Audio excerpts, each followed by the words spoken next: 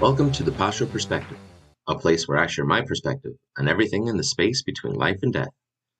I'm your host, Pasho. Well, my Pachos Chachos, I am sorry to say, but the Romeo and Juliet Act 1 episode is going to have to wait. On Friday at 6:30 in the morning, I was on my way to work riding Yona, my 2020 Harley-Davidson Sportster motorcycle, when a white convertible Volvo decided to take off in front of me at an intersection and force me to slam on my brakes and lay my beautiful bike down. Along with the bike getting a couple of scrapes, I too went flying. 45 miles per hour, I guess, projects a person to roll about 8 times is what I counted from the scrapes on my helmet. But your host is, as you can see, still alive. Now, many thoughts have gone through my mind since this incident, and let's start with the most obvious. The most obvious response, the easiest thing that I pull to is to blame the kid. I know it was a kid. I saw his deer in headlights look. And I am not surprised that this kid continued to drive off, seeing as I had braked in enough time to what I can only imagine, since everything was blurry at that moment. I just missed his car and went sliding down the road without an accident, other than with the road. Well, there's something to be said about ATGAT, which stands for all the gear, all the time. And I am very glad that I had watched several testimonies of past riders and videos of the importance of safety gear and was wearing a full-face helmet, which without it, if you saw my helmet, I would have probably lost my left eye. Definitely most of the skin on my face. And based on the scrapes on the back of the helmet, including the dent, I would imagine a concussion, if not worse. So I wanted to blame him. How dare you, sir, for getting in front of me, for coming out. I had the right of way. You had to cross my path. You should have yielded, or technically should have just stopped since it was yellow turning on red. But I can't blame him. Such is life. C'est la vie. As the cognitive distortion of should have statements, I'm not going to commit those and say that he should have stopped and people should know the law and the right of way and blah, blah, blah. Instead, I'm going to correct that automatic thought with some verbal judo, and I'm going to say it would have been nice, to say the least, if that young gentleman would have just stayed where he was. But alas, life and destiny and my Lord above had different plans. And so a second thought was kind of snarky to my Father above, because every time I get on my motorcycle in the morning while I'm standing near it in the garage, I pray, Lord, get my family and I home safe and sound without any incident. By that, I assumed it was understood without accidents of any sort.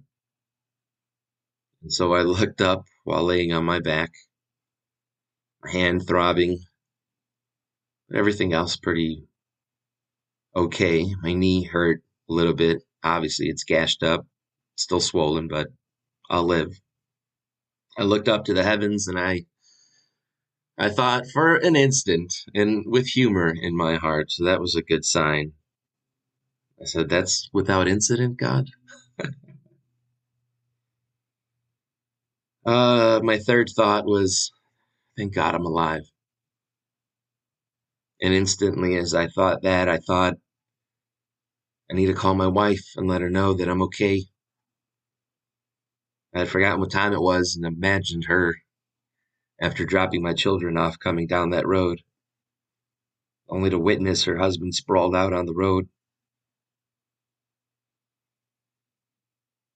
And in this incident, it is very easy to dismiss the world and to say that people are awful and we're just no good. But I also have a different side in that story, in that there were many people who had come to my aid, knew nothing about me. They didn't ask for my politics when they helped me. They just helped me. The woman who was behind the car that pulled out in front of me is the one who acknowledged that it was a white convertible Volvo. And she asked me if I was okay. And I told her, yeah, that, other than my hand hurting, I was okay. And everybody told me not to move. I couldn't help but try rolling around. It hurt a little bit. And I told her I need to let my wife know that I'm okay. She walked down the road looking for my phone, came back, couldn't find it, but told me that she would call my wife for me. So I gave her the number. Didn't lose consciousness. I'm still so happy I wore a full-faced helmet. And she let my wife know that I was in an accident, but that I was okay. That I was only complaining about my hand. And then after that, my next thought was, I could have done something, right? I could have gone slower. But again, that's just another weak sauce should statement. I should have gone slower. I should have stopped while it was turning yellow. Sure. But then that wouldn't be life now, would it? And it would be far removed from the reality that actually occurred. And so I could fester upon all of those thoughts and let it drive me mad and blame myself and blame others and blame God, but I'm going to let it go. It happened. I wish it didn't happen because now everyone is afraid.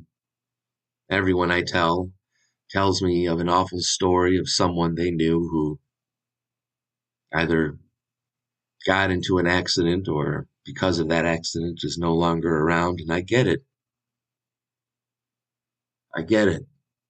Trust me, that was another thought that entered my mind instantly as I'm lying in the middle of an intersection. Do I get back up on the horse? Do I prove to the world, or maybe just to my sons, that you don't live a life in fear and you get back on? Or do I stay off the horse and value my life and value my time with my family and my children more than the desire to want to live free on the road, which it is a calling. Let me be clear that when you hear the wind, it's pretty liberating and amazing, but it's not worth not being with my family. It's not worth not having another moment to hold my daughter in my arms, or my sons to tussle their hair, or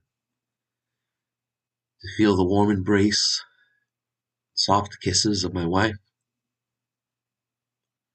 I'm so grateful that I am still here, that I get to have those things. And when I had come home, those were instantly things that made themselves very apparent,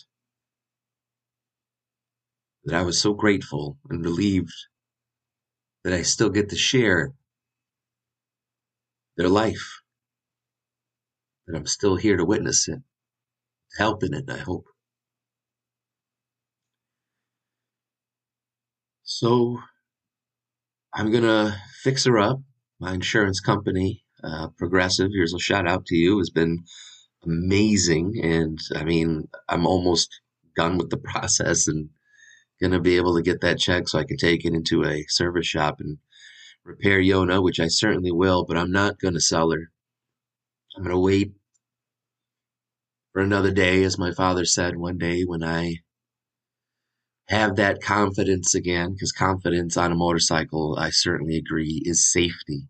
Probably the most important safety gear is to be confident in what you are doing. Maybe along the road where my kids are at a point that I feel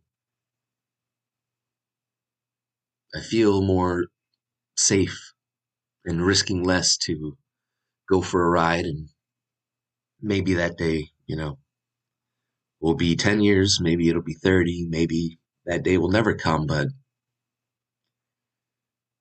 I'm not going to sell her